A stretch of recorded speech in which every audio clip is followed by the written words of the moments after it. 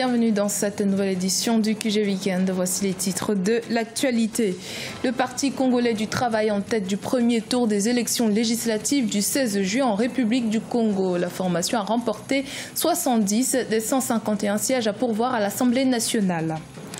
Hausse de la dette publique au Cameroun, elle s'est établie à 5 383 milliards de francs CFA en mai 2017, soit 30% du PIB.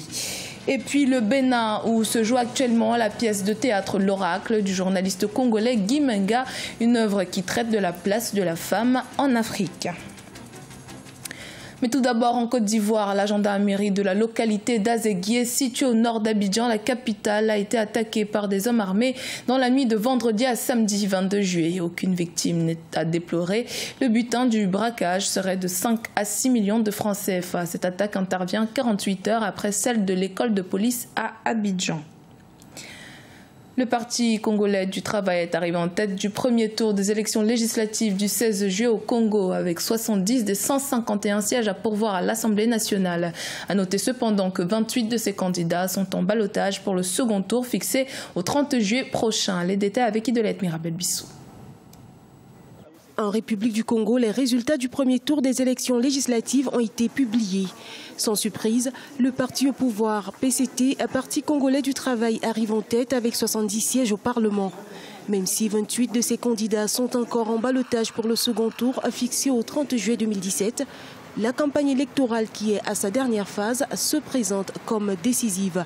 À noter que, selon les observateurs, la première partie des législatives s'est déroulée sans violence, en dehors de quelques poches de résistance enregistrées dans le Poul, au sud du pays. Mais ça s'est déroulé comme nous l'avions espéré, c'est-à-dire normalement, avec une participation de beaucoup d'électeurs et dans un climat de sécurité, de paix. Appelés à élire leurs représentants à l'Assemblée nationale et aux conseils départementaux, les Congolais se sont rendus aux urnes dimanche 16 juillet 2017. Reconnue comme la première formation de l'opposition, l'Union panafricaine pour la démocratie sociale a obtenu 3 élus. Dans l'ensemble, 93 sièges ont été pourvus sur 140 circonscriptions où le vote a eu lieu. Pour les 94 candidats en ballottage, un deuxième tour sera organisé le dimanche 30 juillet. Les formations politiques qui les soutiennent et les candidats en ballottage eux-mêmes sont donc autorisés dès à présent à se mettre à nouveau en campagne. On note dès ce premier tour l'entrée au Parlement de quelques nouvelles têtes politiques. C'est le cas de Jérémy Lissouba, fils de l'ancien président Pascal Lissouba du parti Union panafricaine pour la démocratie sociale. De manière générale, les électeurs se sont mobilisés à l'intérieur du pays, mais la participation au premier tour des législatives a été relativement faible à Brazzaville et à Pointe-Noire. À noter que les élections n'ont pas pu être organisées dans toutes les circonscriptions du pôle au sud du pays en raison des violences qui secouent cette région voisine de Brazzaville depuis la présidentielle de mars 2016. Dans l'actualité également en Mauritanie, la campagne électorale pour le référendum constitutionnel prévu le 5 août prochain a démarré ce 22 juillet. Un référendum qui vise à supprimer le Sénat, la Haute Cour de justice et qui propose aussi un changement de drapeau, une réforme refusée par les sénateurs qui ont voté contre le texte, ce qui a contraint le président Mohamed Ould Abdelaziz à avoir recours à un référendum contre l'avis de l'opposition et des sénateurs. C'est donc un scrutin contesté qui se prépare. 5 383 milliards de francs CFA, c'est le montant de l'encours de la dette publique camerounaise en mai 2017, un montant en hausse de 5% par rapport à l'année 2015 et qui représente désormais 26,3% du PIB. Alors pourquoi le Cameroun s'endette-t-il autant? Les réponses dans ce reportage de Chérif Ousmane Bardonga. Selon la Caisse autonome d'amortissement, gestionnaire de la dette publique du Cameroun, l'encours de la créance publique est estimé à environ 5 383 milliards de francs CFA, représentant 30,3% du produit intérieur brut. En 2016, la dette publique camerounaise était de 4 725 milliards de francs CFA, soit 26,3% du PIB du pays, en hausse de 5% par rapport à l'année 2015. Une croissance continue qui s'explique selon les experts par la multitude des projets en cours de réalisation. C'est la mise en œuvre des projets d'infrastructure qui avaient été définis dans la politique de développement du Cameroun, consignés dans le DSCE, document de stratégie pour la croissance et l'emploi. C'est la mise en œuvre de tous ces projets qui fait en sorte que le stock de la dette du Cameroun augmente de façon, je ne vais pas dire exponentielle, mais ce stock de la dette est en train de galoper. Depuis 2012, le gouvernement camerounais s'est lancé dans un vaste programme de construction d'infrastructures dans le cadre de son programme des grandes réalisations destiné à réaliser des projets structurants sur le territoire national. Des projets financés par des prêts octroyés par des bailleurs de fonds internationaux. Et pour une contribution réelle au développement du pays, les experts recommandent une définition des choix prioritaires et une rentabilité des projets engagés. Il est temps pour le Cameroun de définir des choix prioritaires en matière d'investissement, soit dans le secteur électrique, soit dans le secteur énergétique.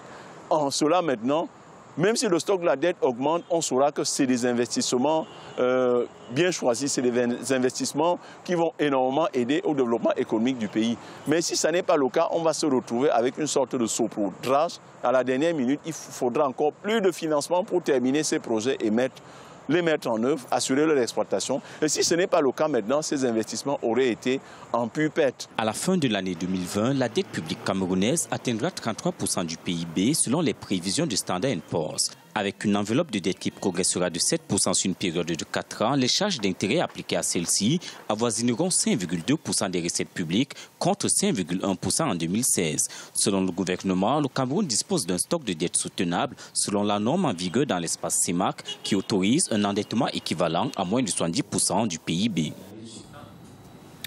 Au Bénin, des artistes ont redonné vie à la pièce de théâtre L'Oracle du journaliste congolais Guy Menga. C'était ce vendredi 21 juillet à Cotonou dans le cadre d'un programme dénommé Sémis. Reportage de Leftiounou commenté par Idelette Mirabel-Bisson. La pièce de théâtre L'Oracle du dramaturge et journaliste congolais Guy Menga a été remise au grand jour ce vendredi 21 juillet à Cotonou au Bénin. Cette représentation théâtrale a été effectuée par des artistes de l'art de la scène regroupés au sein de l'association de Germes de Pensée ce vendredi 21 juillet à Cotonou. Elle constitue le résultat d'une résidence de mise en scène initiée par Mariama Dara dans le cadre du programme dénommé Sémis. L'Oracle aborde les thématiques du mariage forcé des filles, de l'éducation de la femme en Afrique. Le message véhiculé, il est là. C'est voilà, évoluons et arrêtons de continuer à donner les enfants en mariage. Aller à l'école, c'est une très bonne chose. Et Dieu sait que parmi les femmes qui sont parvenues aujourd'hui, beaucoup sont brillantes. Donc, permettre à la société d'évoluer, et c'est d'abord permettre aux jeunes filles d'aller à l'école. C'est une pièce qui reste encore d'actualité, malheureusement. Malheureusement parce qu'encore dans nos coins les plus reculés, ici en Afrique, au Bénin, un peu partout, malheureusement ce fait est encore là.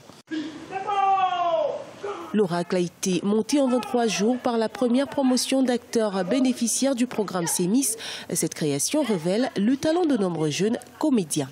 Quand on s'engage à être comédien, on s'adapte. Là maintenant, je me suis retrouvée dans 2 rôles, le rôle de Wamba et le rôle de la grand-mère. C'était pas facile, mais avec les consignes du metteur en scène, on s'est démerdé et puis voilà le résultat. Rappelons que le programme Sémis se concentre sur 3 corps de métier, acteurs, auteurs et metteurs en scène, et propose une formation intensive à la chaîne en résidence avec une mise en situation et un suivi régulier des formés. Sur la période 2017-2018, 3 ateliers seront organisés au profit de ces corps de métier. En dehors de l'Oracle, une autre création sera restituée.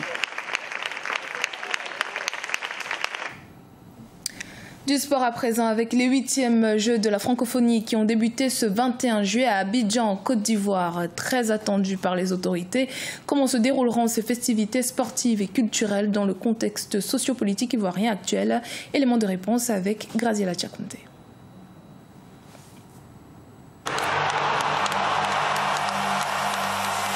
Les Jeux sont ouverts.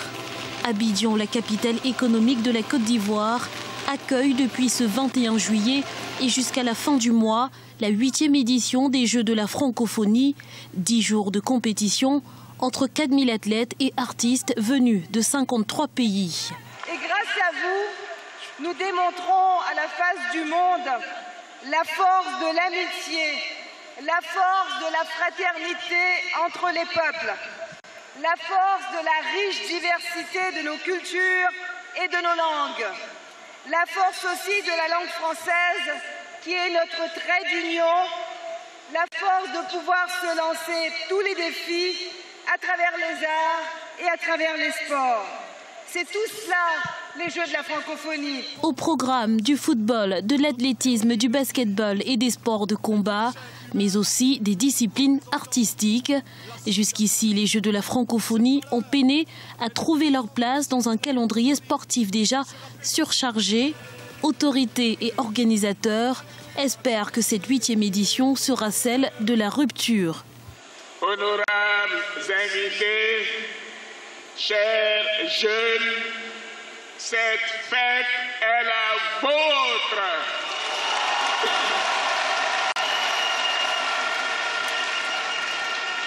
Merci pour votre grande mobilisation et bravo à chacune et chacun de vous. La Côte d'Ivoire est heureuse et fière d'accueillir les 8e Jeux de la francophonie. C'est la première fois que la Côte d'Ivoire accueille sur son sol les Jeux de la francophonie. La cérémonie d'ouverture a rassemblé 10 000 personnes dans le stade d'Abidjan et des milliers d'autres à l'extérieur ce vendredi. Pour l'heure, tout semble indiquer que l'engouement est au rendez-vous. Ce journal a été réalisé par l'ensemble de la rédaction. Merci de votre fidélité. Dans un instant, une nouvelle édition de l'actualité sur Africa 24.